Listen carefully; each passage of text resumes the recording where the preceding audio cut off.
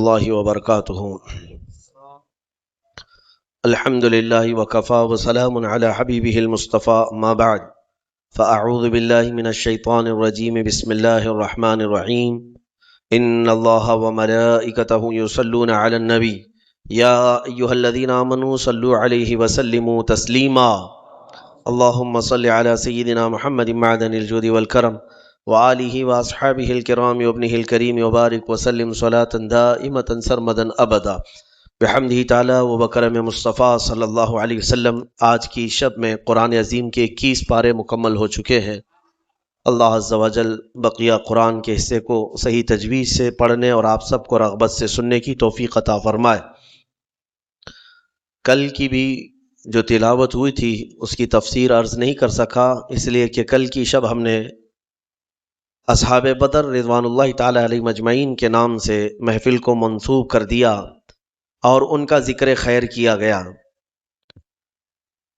20ویں پارے میں ہم نے جو تلاوت کی ہے وہ سورہ قصص ہے اور سورہ عنکبوت ہے، اور اس کے بعد آج جو ہم نے 21ویں پارے میں تلاوت کیا ہے وہ سورہ روم ہے، اور پھر سورہ لقمان ہے، اور سورہ سجدہ ہے، اور اس کے بعد سورہ احزاب۔ یہ اب سورتیں بڑھتی چلی جائیں گی، چھوٹے چھوٹے سورتیں ہیں، اس میں ساری سورتوں کی بڑی فضیلت ہے۔ سورہ قصص جو ہے، قصص قصے کی جمع ہے، واقعات۔ جیسے میں نے سورہ یوسف کے متعلق آپ کے سامنے عرض کیا تھا، اللہ نے فرمایا نحن نقص علیک احسن القصص، ہم آپ پر ایک بہترین قصہ سناتے ہیں۔ تو قصص کے نام سے یعنی قصوں کے نام سے پوری ایک سورہ ہے، اور اس میں کون سے واقعات بیان کیے گئے ہیں؟ وہ سیدنا موسیٰ کلیم اللہ علیہ الصلوۃ والتسلیم کی پیدائش سے لے کر ان کے نبوت کے معاملات، اور پھر فرعون کے ساتھ ان کی جو مناظرے، مکالمے، مجادلے ہوئے، ان سب چیزوں کے متعلق اس میں بیان کیا گیا ہے۔ بات ایسی تھی کہ فرعون، ویسے میں آپ کو بتا دوں کہ فرعون کون ہے۔ فرعون صرف ایک شخص کا نام نہیں ہے، مصر کا جو بھی بادشاہ ہوتا تھا اس کا لقب فرعون ہوتا تھا۔ تقریباً 18 یا 19 فرعون آئے ہیں۔ جو بھی بادشاہ ہوتا تھا اس کا لقب تھا یہ فرعون، اکثر لوگ اس کو نام سمجھتے ہیں۔ فرعون بادشاہ کو وہاں کے مصر کے، اور نمرود عراق کے بادشاہ کو کہا جاتا ہے، اور ملک روم کا جو بادشاہ ہوتا تھا اس کو قیصر، اور ایران کا جو بادشاہ ہوتا اس کو کسریٰ کہا جاتا۔ یہ بادشاہوں کے لقب ہوا کرتے تھے، نام الگ ہے ان کے۔ اب جو موسیٰ علیہ السلام کے زمانے کا فرعون تھا وہ بڑا جری تھا، اسے طاقت پر غرور بھی تھا، گھمنڈ بھی تھا۔ ایسا ہے کہ تقریباً 100 سال تک تو کبھی اس کو سردی بخار بھی نہیں آئے، بیمار کبھی نہیں ہوا۔ تو آدمی کو جب کوئی تکلیف نہ آئے تو وہ غرور میں بڑھ جاتا ہے، اور اسے ایسا لگنے لگتا ہے کہ میں سب سے پاورفل آدمی ہوں دنیا کا، مجھے کچھ ہو نہیں سکتا۔ تو یہی فرعون ہے جس نے اپنے زمانے میں یہ اعلان کیا تھا کہ لوگوں میں تمہارا رب ہوں، تمہارا بڑا رب میں ہوں، میری عبادت کرو۔ بات تو چل رہی تھی، اور لوگوں کو اپنی خدمت پر معمور کرنے کی بجائے اپنی عبادت پر معمور کرتا تھا۔ ہزاروں لوگ اس کو سجدہ بھی کرتے۔ ایک دن ایسا ہوا کہ فرعون نے خواب دیکھا، آسمان سے ایک تارا ٹوٹ کر اس کی گود میں گرا یا اس کے محل پہ گرا، اور پھر آگ لگ گئی اس کے محل میں۔ وہ گھبرا کر کے اٹھا، صبح نجومیوں کو، کاہنوں کو بلایا کہ اس خواب کی کوئی تعبیر صحیح بتا دے۔ بہتوں نے الگ الگ تعبیریں بتائی۔ پھر جو بڑے ماہر نجومی تھے انہوں نے کہا کہ اس خواب کی تعبیر یہ ہے کہ بنی اسرائیل خاندان میں ایک بچہ پیدا ہوگا جو تیری سلطنت کو ہلاک کر دے گا، تیری سلطنت کے ہلاک کرنے کا باعث بنے گا۔ خواب کی تعبیر سننے کے بعد شاہی فرمان جاری کر دیا اس نے کہ بنی اسرائیل میں آج کے بعد جو بھی لڑکا پیدا ہوگا اسے مار دیا جائے گا، کیونکہ وہ بچہ کہیں سلطنت کی ہلاک کرنے والا پیدا نہ ہو جائے۔ تو یہ اعلان کے بعد بنی اسرائیل خاندان میں جو بھی لڑکا پیدا ہوتا اسے مار دیا جاتا۔ یذبح ابناءہم ویستحیی نساءہم، قرآن میں ہے، اللہ فرماتا ہے وہ لوگ، یہ فرعون بیٹوں کو ذبح کر دیتا تھا اور لڑکیوں کو زندہ چھوڑ دیتا تھا۔ 1 سال کے اندر انہوں نے 12,000 بچوں کو ذبح کیا۔ پیدا ہوتے ہی قتل کر دیتے تھے. لڑکے کو زندہ رہنے کا حق نہیں تھا، صرف ڈر تھا. یہ وہ زمانہ ہے جب موسیٰ علیہ الصلوۃ والتسلیم کی ابھی ولادت نہیں ہوئی، ولادت سے پہلے اتنے بچے مارے گئے. پھر اس کے درباریوں نے اس سے ریکویسٹ کیا کہ اگر ایسے سب مار دیے جائیں تو آپ کی خدمت کے لیے بچے کہاں سے ملیں گے، جوان کون ہوگا؟ تو پھر 1 سال مارا جاتا، 1 سال چھوڑا جاتا، جیسے کورونا میں تخفیف دی جاتی ہے نا، ہاں، کہ صبح 6 بجے سے لے کر شام 6 بجے تک پابندی، 6 بجے کے بعد، یا پھر شام کے 6 بجے سے پابندی لگ جاتی ہے. بھائی 24 گھنٹے تو آنا ہی آنا ہے. وہ جو بچہ پیدا ہونا ہے وہ سال بھر یا دوسرے سال کبھی بھی پیدا ہوگا. لیکن اس زمانے کا بھی یہی قانون تھا جو کورونا کا ہے، کہ 1 دن چھٹی اور 1 دن ڈیوٹی. تو 1 سال نہیں مارا جائے گا اور 1 سال مارا جائے گا. اب یہ کیسے یقین کے ساتھ کہہ سکتے ہیں کہ جس سال نہیں مارا جا رہا ہے اس سال پیدا نہیں ہوگا بچہ؟ خیر، یہ دنیا کی لاجک ہے، ہمیں نہیں سمجھ میں آتی. یہ ان کی تھیوری ہے، ہمیں نہیں سمجھ میں آتی. سیٹرڈے سنڈے کو کیوں چھٹی ہوتی ہے کورونا کی، یا پھر رات کے بعد کیوں پابندی ہوتی ہے، ایک الگ مسئلہ ہے. تو 1 سال چھوڑا جاتا، 1 سال مارا جاتا. اتفاق ایسا کہ جس سال مارا جانے والا تھا اسی سال موسیٰ علیہ السلام کی پیدائش ہوئی. ان کی ماں حاملہ تھیں اور پیدا ہونے کا وقت جب قریب آیا تو اللہ تبارک و تعالیٰ جسے جہاں چاہے بچائے، ہاں، جس انداز میں چاہے وہ اللہ تعالیٰ حفاظت فرماتا ہے. تو موسیٰ علیہ السلام کی ماں کے دل میں اللہ نے بات القاء کی کہ تہ خانے میں چلی جائیں. وہ تہ خانے میں گئیں، بچے کی ولادت ہوئی، لڑکا پیدا ہوا. اب وہ گھبرا گئیں کہ یہ سال مارے جانے والا ہے، اور وہ بنی اسرائیل خاندان سے تھیں کہ میرا بچہ مارا جائے گا، قتل کر دیا جائے گا. تو اللہ تبارک و تعالیٰ نے ان کے دل میں یہ بات القاء کی کہ ایک صندوق لے لو لکڑی کا، اور اس میں اس بچے کو ڈال کر دریا میں بہا دو. بھلا کوئی ماں کیسے بہائے گی؟ لیکن اللہ تعالیٰ فرماتا وَرَبَطْنَا عَلَىٰ قَلْبِهَا، ہم نے ان کے دل کو مضبوط کر دیا تھا. جب اللہ تعالیٰ کسی کے دل کو مضبوط کرتا ہے تو بڑے بڑے کام کر جاتا ہے.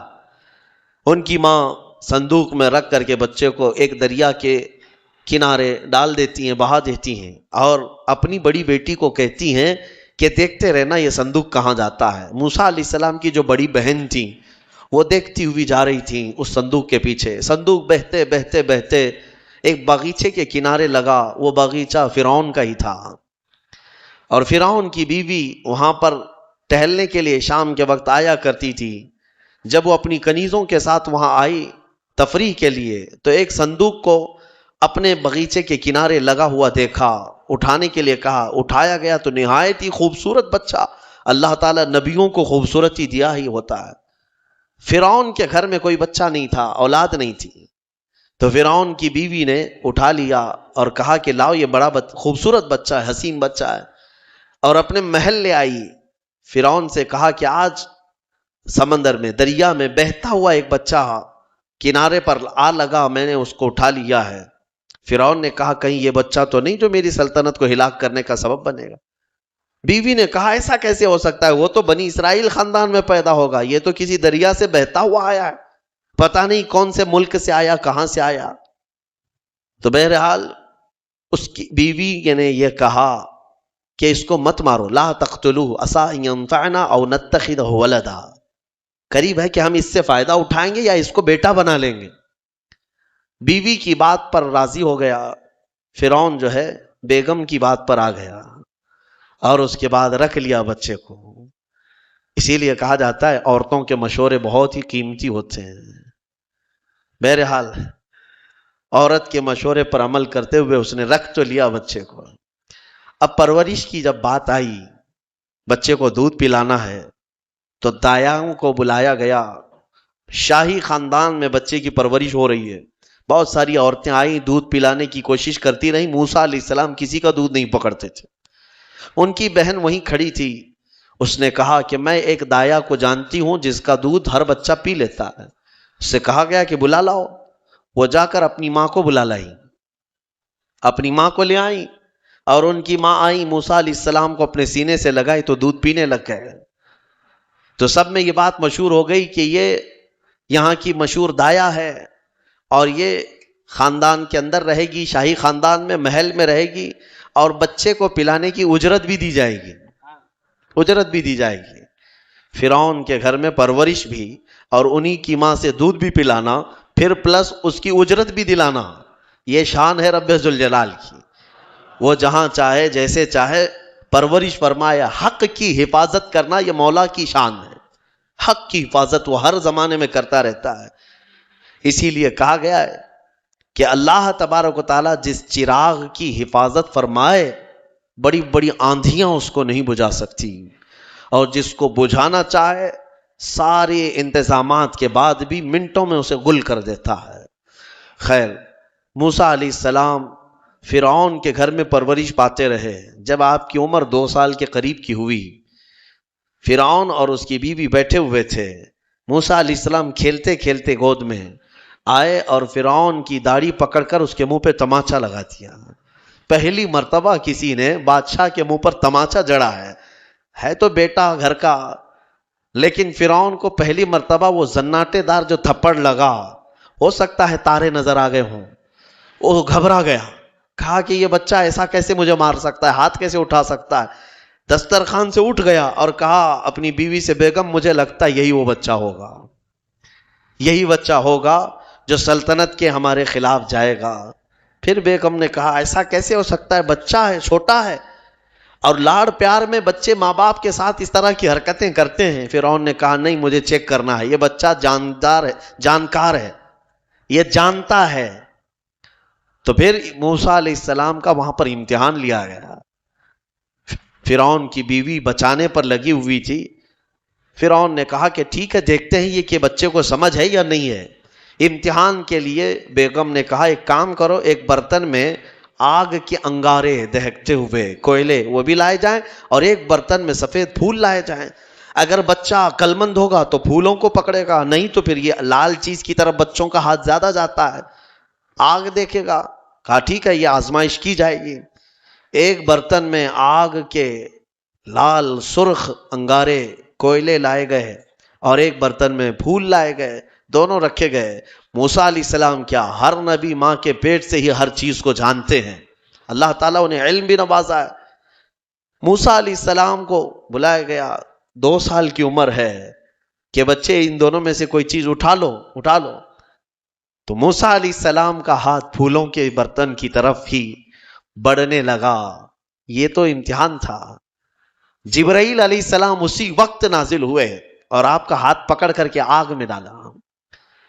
آگ میں سے ایک کوئلہ موسیٰ علیہ السلام اٹھائے اور اپنے منہ میں رکھ لیے، جس کی وجہ سے آپ کی زبان جل گئی، ہاتھ میں بھی آگ لگی۔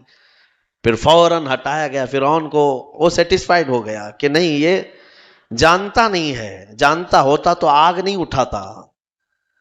بہرحال موسیٰ علیہ السلام کو اس آگ کے کوئلے کے زبان پر رکھنے کی وجہ سے زندگی بھر اس کا اثر رہا، زبان میں زندگی بھر اثر رہا۔ پھر جوانی آئی موسیٰ علیہ السلام کی، اسی گھر میں پرورش پاتے ہوئے۔ پھر آپ وہاں سے نکلے اور آپ کی ماں نے آپ کو ساری چیزیں بتا دیں کہ ہم بنی اسرائیل سے ہیں، نبیوں کا خاندان ہے، اللہ تبارک و تعالیٰ کی عبادت پر ہم ہیں، اور فرعون ظالم ہے اور وہ اپنی پرستش کرواتا ہے، اپنی عبادت کرواتا ہے، لہذا ہم فرعون کے خاندان سے نہیں ہیں۔ تو موسیٰ علیہ السلام جوان ہونے کے بعد ان تمام سچویشن کو سمجھ چکے تھے، سارے حالات کو۔ ایک بار ایسا ہوا کہ موسیٰ علیہ السلام اپنی بستی سے باہر کی طرف جا رہے تھے، 2 لوگوں کو لڑتے ہوئے دیکھا۔ ایک بنی اسرائیل کا تھا، ان کے خاندان کا تھا، ایک فرعون کے خاندان کا تھا۔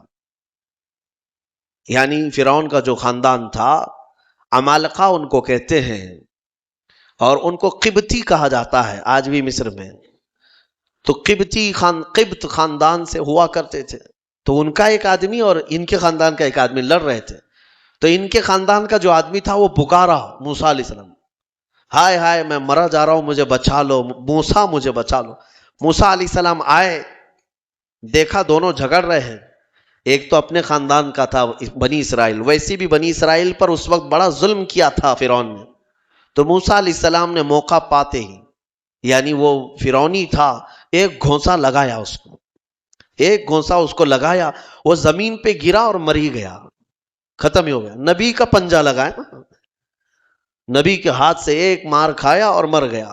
فَوَكَزَهُ مُوسَىٰ فَقَضَىٰ عَلَيْهِ، قرآن میں ہے کہ ایک گھونسا لگایا اور اس کا کام تمام کر دیا موسیٰ علیہ السلام.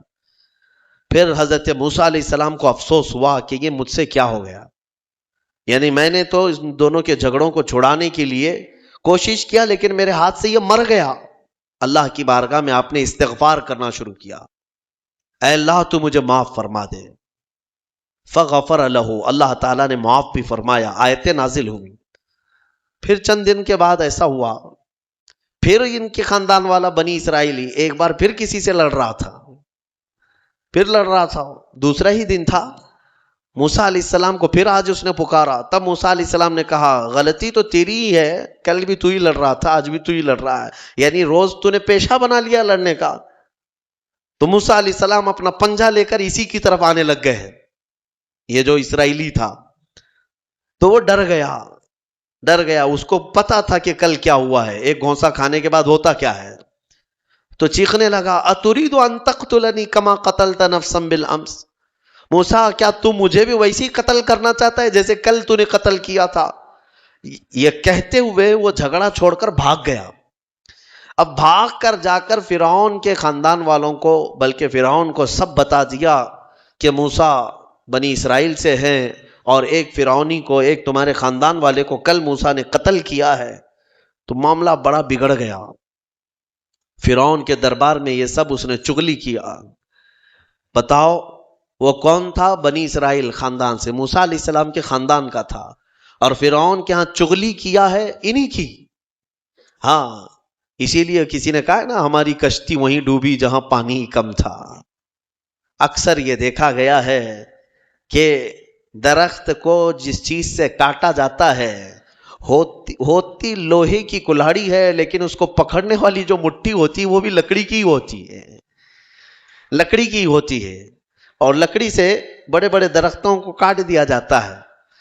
اور اسی لیے کسی دانشور نے یہ بھی کہا ہے ماچس کی تلیاں بھی بہت چھوٹی چھوٹی لکڑیوں سے ہی بنتی ہیں، لیکن وہ بڑے بڑے درختوں کو جلا سکتی ہیں. آپ اندازہ یہ کریں کہ اکثر اس دنیا میں دھوکہ یا اپنے لوگوں کے ذریعے سے پہنچتا ہے، اور یہ بڑا دھوکہ ہوتا ہے. ایمان والوں کو بھی آج تک جس چیز کا سب سے بڑا نقصان اٹھانا پڑا ہے وہ جماعت کے اندر موجود منافقین سے، غداروں سے، منافقین سے ہر زمانے میں. اس لیے کہ یہ چوہے پتہ نہیں چلتے، گھر کے اندر ہوتے ہیں، ساتھ اٹھتے بیٹھتے ہیں، ساری چیزوں کی خبر دیتے ہیں. میرے عزیزوں، ان تمام چیزوں کے سلسلے میں میں بہت مرتبہ کہہ چکا ہوں، آج بھی میں یہ عرض کرتا ہوں مولا کی بارگاہ میں کہ اے مولا، سب سے پہلے تو ہماری جماعت میں موجود ان غداروں اور منافقین کو بے نقاب کر انہیں ہلاک و برباد فرما، جن کے ذریعے سے اسلام اور مسلمانوں کو بڑا نقصان ہے. ہمارے حضرت فرمایا کرتے تھے کہ اللہ تبارک و تعالیٰ کافروں پر کبھی بھی مسلمانوں کو غلبہ نہیں دیتا، کبھی نہیں دیتا، مگر یہ کہ کسی مسلمان کے ذریعے سے ہی وہ کافروں پر، مومنین پر غلبہ حاصل کر لیتے ہیں. ہاں یہ چیزیں دیکھنے کو ملتی ہیں کہ تمہارے گھروں کے پتے وہی لوگ بتاتے ہیں جو آس پڑوس میں ہوا کرتے ہیں. آؤ دوسروں کو بلا کر کے لا کر کے دکھاتے ہیں کہ یہ ان کا گھر ہے، یہ فلاں کا گھر ہے، یہاں سے اٹھائیے، آپ یہاں سے لے جائیے. مومنین کی خبر گیری کرنے والے جو منافق صفت ہوتے ہیں ان کے لیے بڑا دردناک عذاب ہے. ان المنافقین فی الدرک الاسفل من النار، بے شک منافق جہنم کے سب سے نچلے حصے میں رہیں گے. موسیٰ علیہ السلام کی چغلی کیا انہی کے خاندان کا آدمی فرعون کے ہاں جا کر بتایا. فرعون پوری تیاری کر کے کہا کہ موسیٰ کو پکڑو، اور میں پہلے سے کہتا آ رہا تھا کہ وہی بچہ ہے اور میرا گمان صحیح نکلا. اس بنیاد پر اس نے اپنی بیوی کو سزا دینا شروع کیا، حضرت آسیہ. اس بنیاد پر وہ عذاب اس قدر دیا کہ ان کے ہاتھوں پر میخ مار کر انہیں سلاتا تھا، ان کو بالوں سمیت چھت سے لٹکا دیا جاتا تھا. بہت شدت کی تکلیف دی حضرت آسیہ کو، کیونکہ وہ موسیٰ علیہ السلام پر ایمان لاتی، وہ موسیٰ کے خدا پر ایمان رکھتی تھیں. تو فرعون نے اپنے جانبازوں کو، اپنے لڑاکوں کو بھیجا کہ موسیٰ کو پکڑو. وہ سب نکلے تو ایک ان کی اچھائی چاہنے والا، ان کا خیر خواہ شہر سے دوڑتا ہوا آیا. وجاء رجل من اقصى المدینة يسعى، دوڑتا ہوا آیا شہر سے اور کہا، قال یا موسیٰ ان الملأ یأتمرون بک لیقتلوک، فوج پیچھے سے آ رہی ہے تمہیں قتل کرنے کے لیے، تم یہاں سے فوراً نکل جاؤ، یہ بستی چھوڑ دو. حضرت موسیٰ علیہ السلام اس کی بات سن کر کے نکل پڑے. یہ مصر کی سرزمین تھی، چھوڑ کر کے آپ وہاں سے نکلے. فخرج منها خائفا يترقب، وہاں سے خوف کے عالم میں نکلے تھے. موسیٰ علیہ السلام دوسری بستی پر چلے گئے، ایک ایسی جگہ پر گئے. یہ پورا واقعہ تفصیل سے سورہ قصص میں موجود ہے. ایک بستی پر پہنچے تو وہاں پر دیکھا ہے کہ ایک کنویں پر بھیڑ لگی ہوئی ہے، بہت ساری بھیڑ ہے، پانی کھینچ رہی ہیں. اس میں 2 لڑکیاں دور شرماتے کھڑی ہیں، وہ پانی میں لینے کے لیے بھیڑ میں نہیں جا پا رہی. تو موسیٰ علیہ السلام بھیڑ کو چیرتے ہوئے آئے اور ان 2 لڑکیوں کے لیے پانی آپ نے ڈول سے نکلوایا. آپ مضبوط تھے، قوی تھے، طاقتور تھے. پانی آپ نے نکالا اور پانی نکال کر ان دونوں لڑکیوں کو دیا. تو وہ جوان لڑکیاں تھیں.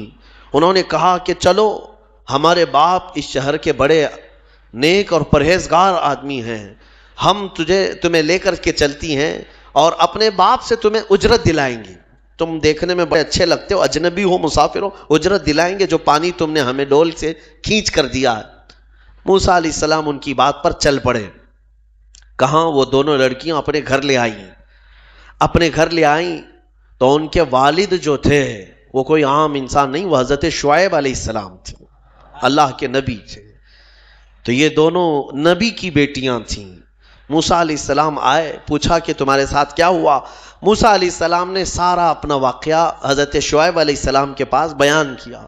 تو حضرت شعیب علیہ السلام نے کہا، نجوت من القوم الظالمین، تم ایک ظالم قوم سے نجات پا کر کے آئے ہو، رہو ہمارے ہاں، رہو، کوئی حرج نہیں ہے. اب اجرت کیا دی جائے گی تمہیں جو ہماری بیٹیوں کو تم نے پانی کھینچ کر دیا؟ تو حضرت شعیب علیہ السلام نے کہا، قال احدى ابنتي هاتين على ان قالت احداهما، ان کی بیٹیوں میں سے حضرت شعیب علیہ السلام نے کہا، ہاں میں انی اريد ان انكحك، میں چاہتا ہوں کہ میری دونوں بیٹیوں میں سے ایک سے تمہارا نکاح کر دوں. کس بات پر؟ وہ اجرت کے طور پر نکاح بھی کر دوں گا، اور پلس مہر کیا رہے گا؟ مہر میں یہ رہے گا کہ میرے باغیچہ ہے ایک، اس باغیچے میں 8 سال تک تمہیں رکھوالی کرنی ہوگی. 8 سال تک. حضرت موسیٰ علیہ السلام نے کہا ٹھیک ہے. 8 سال کی بجائے 10 سال موسیٰ علیہ السلام وہیں رہے. شادی بھی ہوئی شعیب علیہ السلام کی بیٹی کے ساتھ، جن کا نام تاریخ میں حضرت صفورہ بتایا گیا ہے. حضرت موسیٰ علیہ السلام کا نکاح ہوا، وہیں رہنے لگے. 10 سال کے بعد موسیٰ علیہ السلام پھر اپنی بیوی کو لے کر، اپنے گھر والوں کو یعنی اپنی اہلیہ کو لے کر نکل پڑے. واپس پھر آپ سفر پر تھے. بیچ راستے میں آپ کو آگ کی ضرورت تھی. کھانا پکانے کے لیے اس زمانے میں ماچس نہیں، لائٹر نہیں، بلکہ ایک درخت کی ٹہنیاں ہوتی تھی، اس کو پتھر سے رگڑتے تھے تو آگ پیدا ہوتی تھی. وہ آگ کی ٹہنیاں، درخت ہی ایک آگ لگنے والا ہوا کرتا تھا. تو موسیٰ علیہ السلام وہ آگ لینے کے لیے پہاڑی پر چڑھے، اور جب وہاں پہنچے تو اللہ نے آپ کو نبوت کی تاج سے سرفراز فرمایا. جبرائیل علیہ السلام آئے اور آپ کو نبوت کے اعجاز سے سرفراز کیا گیا اور اعلان کیا گیا کہ اے موسیٰ، آپ اللہ کے جلیل القدر نبی ہیں اور رسول ہیں. اب آپ جائیں، اپنی اہلیہ کو لے کر واپس فرعون کے پاس جائیے، پھر آنا ہے آپ کو فرعون کی اس بھری سلطنت میں. موسیٰ علیہ السلام پہلے اپنے گھر آئے، اور اس کے بعد حضرت موسیٰ علیہ السلام جب آئے اپنی بیوی کو لے کر، تو اللہ تعالیٰ نے فرمایا اب جاؤ فرعون کے پاس، اس کو ہدایت کی تلقین کرو، تبلیغ کرو، اس سے کہو کہ اللہ وحدہ لا شریک کی عبادت کرے. لیکن جانے سے پہلے موسیٰ علیہ السلام کو اللہ نے ایک اور ٹریننگ سے گزارا.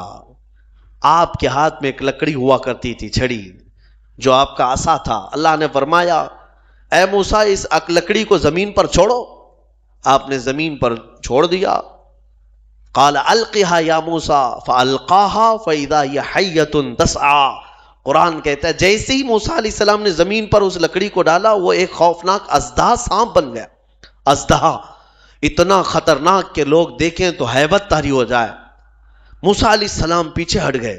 اللہ فرماتا ہے خذھا ولا تخف، پکڑ لو اس کو، ڈرو مت. موسیٰ علیہ السلام دوبارہ اس سانپ کو پکڑتے ہیں تو پھر سے وہ لکڑی بن گیا. یہ معجزہ تھا موسیٰ علیہ السلام کا کہ لکڑی کو زمین پر ڈالو تو سانپ رینگنے والا، اور ہاتھ میں لے لو تو پھر لکڑی. دوسرا معجزہ تھا آپ کا کہ حضرت موسیٰ علیہ السلام سے کہا گیا وَضْمُمْ يَدَكَ إِلَى جَنَاحِكَ تَخْرُجْ بَيْضَاءَ مِنْ غَيْرِ سُوءٍ.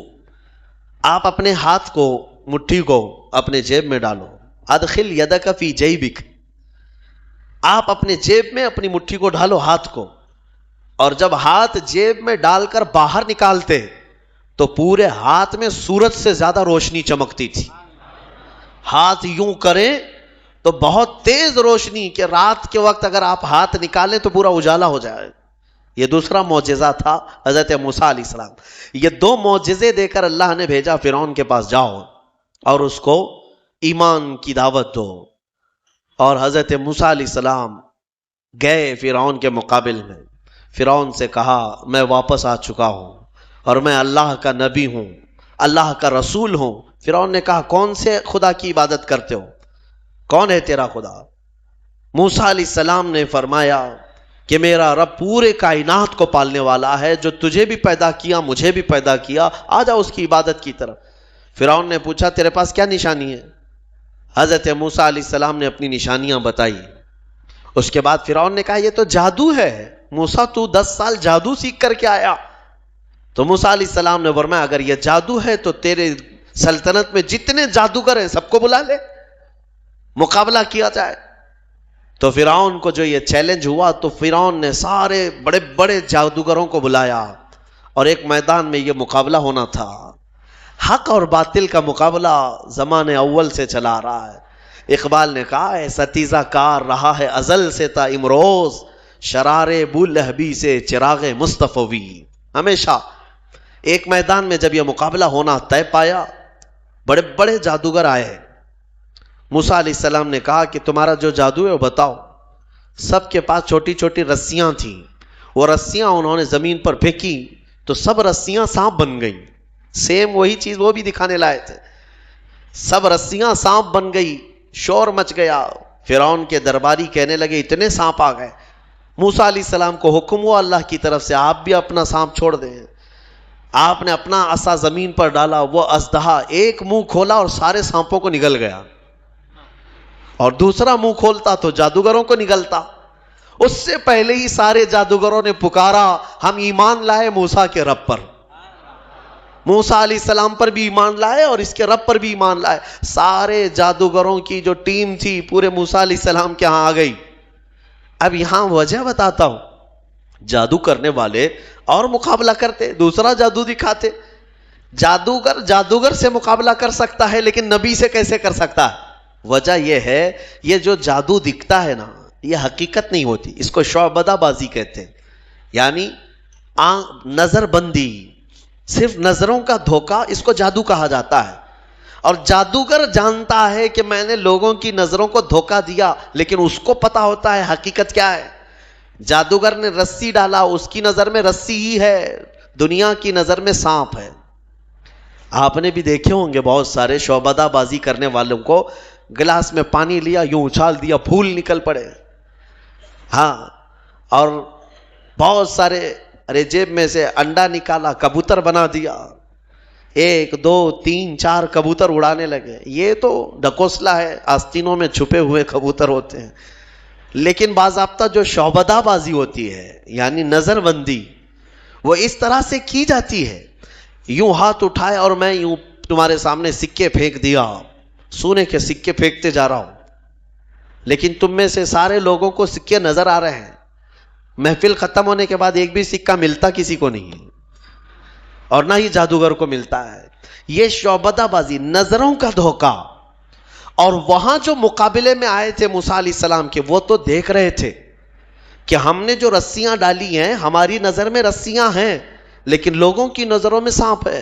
لیکن موسیٰ علیہ السلام نے جو لکڑی ڈالی، وہ جادوگروں کو تو لکڑی دکھنا چاہیے کیونکہ وہ جادو جانتے ہیں، لیکن انہوں نے دیکھا موسیٰ علیہ السلام کی لکڑی لکڑی نہیں رہی، حقیقت میں سانپ بنا ہوا تھا. جادو اور معجزے میں فرق یہی ہے، جادو نظروں کا دھوکہ اور معجزہ حقیقت کی تبدیلی کو کہتے ہیں. حقیقت کی تبدیلی. حضرت موسیٰ علیہ السلام کا یہ معجزہ دیکھتے ہی وہ سارے جادوگر ایمان لے آئے. یہ موسیٰ علیہ السلام کی وہاں سے تبلیغ کا دور شروع ہوا. پھر زمانہ چلتا رہا، فرعون سے ان کے مقابلے ہوتے رہے. ایک وقت ایسا آیا کہ فرعون آپ کو ختم کرنے کے لیے 1,00,000 کی فوج کو جمع کیا، اور موسیٰ علیہ السلام اپنے ایمان والوں کو لے کر کے دوسرے علاقے کی طرف نکلے. سامنے سمندر اور پیچھے فرعون کا لشکر. آپ نے دعا کی کہ اے مولا اس فرعون کے دبدبے سے میری قوم کو بچا لے. اللہ تعالیٰ نے حکم فرمایا سمندر میں عصا مارو. آپ نے عصا مارا تو 12 راستے نکل پڑے. موسیٰ علیہ السلام ان راستوں میں سے نکل کر کے دوسرے کنارے پہنچ گئے. فرعون نے سوچا کہ یہ راستے ہمارے لیے بھی ہیں. سارا اس کا لشکر اور فرعون سب انہی راستوں میں آئے. بیچ راستے میں جیسے ہی پہنچے، اللہ نے سمندر کو حکم دیا کہ واپس جیسا تھا ویسے ہو جا. سمندر مل گیا اور ساری فوج آن کے آن میں غرق ہو گئی، ختم ہو گئی. یہ فرعون کو ہمیشہ کے لیے پانی میں اللہ تعالیٰ نے غرقاب کر دیا، ڈبو دیا. یہ موسیٰ علیہ السلام کی جو فتح مبین تھی وہ 10 محرم الحرام عاشورہ کا دن تھا. ایمان والوں کی جو فتح مبین تھی. ایک بات یاد رکھیں، اللہ رب العزت جب مدد فرماتا ہے تو کن کن وادیوں سے نکالتا ہے اور کیسی کیسی طاقتوں سے بچا لاتا ہے. آج بھی میں آپ سب سے یہی کہوں گا کہ اگر کوئی آج یہ سمجھتا ہے کہ میں فرعون ہوں تو انتظار کر کہ اللہ موسیٰ بھی بھیجے گا. ہاں، مدد اللہ تبارک و تعالیٰ اہل حق کی نازل فرمائے گا. شروع میں ہو سکتا ہے اہل حق کمزور نظر آئیں، چھوٹے نظر آئیں، اور ان کی بستیاں کمزور، ان کے اسباب کمزور، لیکن مولا کریم کی طاقت اور اس کی مدد کمزور نہیں ہو سکتی. آج جو حکومتیں ہیں یہ تو میرے عزیزو فرعون کے سامنے لونگ الائچی کے برابر بھی نہیں ہیں. اس کے پاس جو تھی طاقتیں، اس طاقت کے سامنے ان کی جو طاقتیں ہیں وہ لونگ الائچی کے برابر بھی نہیں ہے. اس کے پاس جو ذخیرے تھے، جو اسباب تھے، پوری دنیا پر حکومت کر چکا تھا. پوری دنیا پر فرعون ایک ایسا شخص ہے جس نے پوری دنیا پر تنہا حکومت کیا ہے. ایک ملک کو لے کر کے اگر کوئی آنکھیں دکھا رہا ہو اور یہ سمجھے کہ ہمیں کوئی ہٹا نہیں سکے گا، رب ذوالجلال قانون قدرت یہ رکھتا ہے کہ جب وہ پوری دنیا پر بادشاہت کرنے والے کو پانی سے ہلاک فرمائے گا تو باقی یہ ساری طاقتیں کچھ نہیں. انتظار کرو، رب ذوالجلال کی پکڑ آنے والی ہے. ان بطش ربک لشدید، بے شک تمہارے رب کی پکڑ بہت سخت ہے. اللہ تبارک و تعالی ہم سب کو ظالموں کے چنگل سے نجات عطا فرمائے. ایمان والوں کو مولا تعالیٰ قوت حیدری عطا فرمائے. غیب سے مولا نصرت و کامیابی ہمارے لیے نازل فرمائے. آج کی جو تلاوت ہوئی سورہ روم، سورہ لقمان، سورہ احزاب یا سجدہ، انشاءاللہ العزیز کل کی تفسیر میں ان کو ملا کر کے عرض کرنے کی کوشش کروں گا. وآخر دعوانا ان الحمدللہ رب العالمین.